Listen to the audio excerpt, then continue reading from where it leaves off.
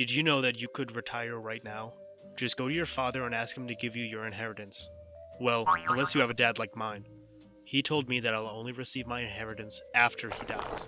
I thought I could speed up that process, but as it turns out, the only thing I will be inheriting is the bill for his funeral. Now, without a pension for mommy and daddy, retiring before 30 becomes a little more difficult. You will move to a gated community with free housing, free food, and a vibrant gay culture, prison. But if your idea of sex includes silly little things like consent, or doing it with women, prison might not be the best retirement destination for you. That leaves slumming it out in the supposedly free world with the rest of the commoners. Fear not, you can still retire early by following the simple 4-step process. Step 1 is finding a job that pays a salary so fat that the government assigns you your own IRS agent. However, avoid any job that contributes too much to society. Those don't usually pay much upfront, and the ones that do, like medicine, will require you to spend a horrendous amount of time in school just to get licensed. You are running against the clock here. You can't be wasting 7 years in medical school. Focus on law, finance, and consulting. Tech can also be in the mix, but the highest paying tech job shares one horrible characteristic. They require real engineering skills. With law, finance, or consulting, you don't need any skills. All you need is a degree from the right school, a nice suit, and the delusional confidence of a drunk 14-year-old. In this racket, confident delusions in the college you went to matter a hell of a lot more than any skills you may or may not possess. Ivy League schools only. State school peasants can maybe mop the floor at McKinsey and Goldman Sachs, but with an acceptance rate of 0.8%, the Harvard guys in these places are not letting you sit with them. If you want to make a 10% commission helping Enron drill for oil and puppies, you have to go to the right school. But getting into the right schools is like convincing a girl to come back to your basement with you. Very easy, if she's in a coma.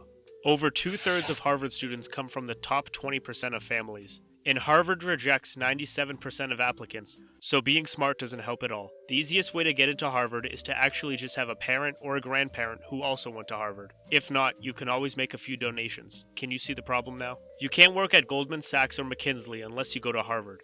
But you can't go to Harvard unless your daddy went to Harvard. It's almost as if life is rigged against poor people. Don't let the guilt stop you though. The cure for poverty is simple. Just like this video.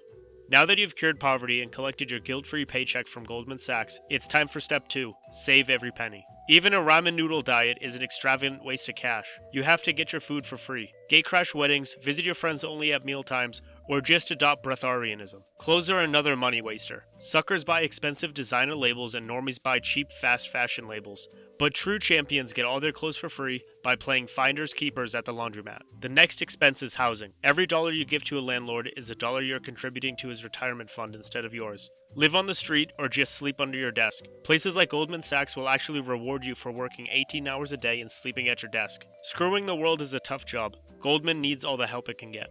Penny pinching alone is not enough.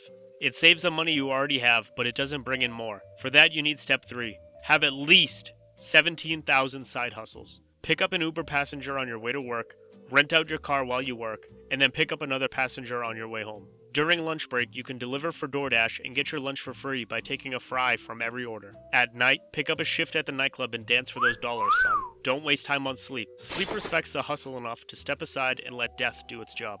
You can't let your money just lie around in a bank account doing nothing. Send those lazy dollar bills out. Make them work and bring back little baby dollar bills. The standard advice is to put your money in an index and wait 30 years for compound interest to work its magic. But you don't have 30 years. You have 5 minutes. That limits investment options to shitcoins, meme stocks, and selling prayer potions on the Grand Exchange. If your job, your side hustles, and your 1 in a million bet on Ponzi coin pan out, you can finally stop working and live the dream of pretending to be an explorer while you get shuffled from one tourist trap to another. The goal is to live off your investments without ever touching the principal. That means, if your expenses are $50,000 a year, you need at least $1.7 million in assets that are generating returns of 3% or more. You're obviously not going to live like a king on 50 grand a year, so you need a much larger asset base if your tastes fall in the lavish side of the spending spectrum. By retiring early, you're also making certain assumptions. You assume the market won't crash, 10% possibility. You won't get sued, 20%. Get conned, 30%. Get divorced, 40%. Get seriously ill, 50%. Or get abandoned by your insurance company when you do, 100% probability. If anything goes wrong, if the market crashes, or if you get sick and discover that your insurance doesn't cover hospital bills higher than $873,000, which is all of them, you will have to go back to work or find a retirement hustle. A lot of the early retirement crowd usually takes up the hustle that revolves teaching other people how to retire early, making videos, writing blog posts, and charging hundreds of dollars for mentorship.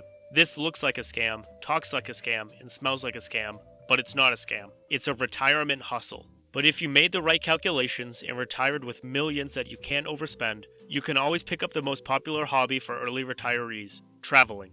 Now, flying 18 hours in a middle seat in Economy Plus, right next to a crying baby, just for the privilege of paying $500 to take 2 selfies in front of a crowded tourist spot might seem like your definition of misery. But with the right fake smile, the right hashtags, and the right amount of cleavage, it can get you 12 likes on Instagram.